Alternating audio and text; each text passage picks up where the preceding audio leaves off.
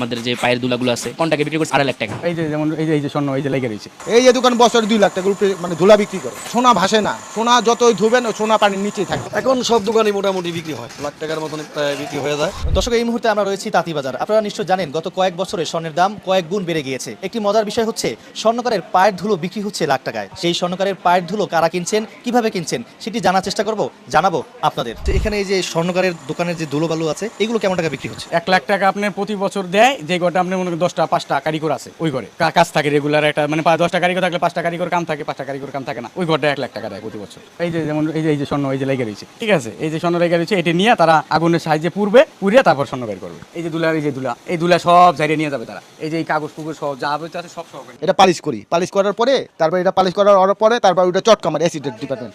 এই জায়গা আবার আমি দেখাই, এই যে এই জায়গায় অ্যাসিডটারে এই ঠান্ডা থেকে এটা পূর্ণ মাপে অনেকই করি, এটা পূর্ণ মাপেই করি। করার পরে এই অ্যাসিডটা চুবার পরে আবার উপরে মেশিন আছে, মেশিন ওয়াশ করি, বুঝছে?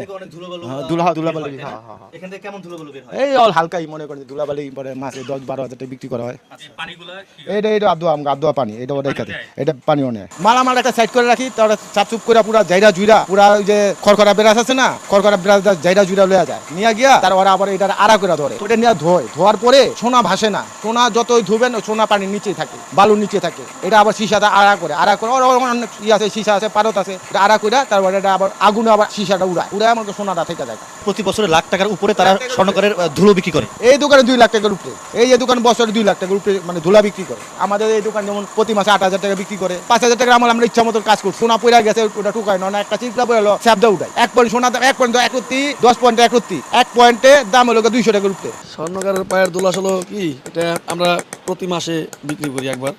এখন সব দোকানই মোটামুটি বিক্রি হয়, লাখ টাকার মতন প্রায় বিক্রি হয়ে যায়। আমাদের এই দোকানে প্রায় আমাদের তো পালিশের কাজ, শিলা কাজ প্লাস সেটিং কাজ, ইনক্লাব কাজ, পরে আমি নকশা কাজ করি, এভরিথিং মিলে 1,60,000 টাকা। এটাই হচ্ছে আমাদের স্বর্ণকারের পায়ের ধুলো। এটাই কিছুদিন পরে ওই ব্যাপারী এসে নিয়ে যাবে, সবগুলো এগুলি পরিষ্কার করবে। এখান থেকে হয় আপনার ওইখান থেকেও কাইসা নিয়ে থাকে, আর ওই ছাইটা হয় পালিশ। না, আমার দোকানেটা আমি আপনার কোনটাকে বিক্রি করছি 2.5 লাখ টাকা 1 বছরে।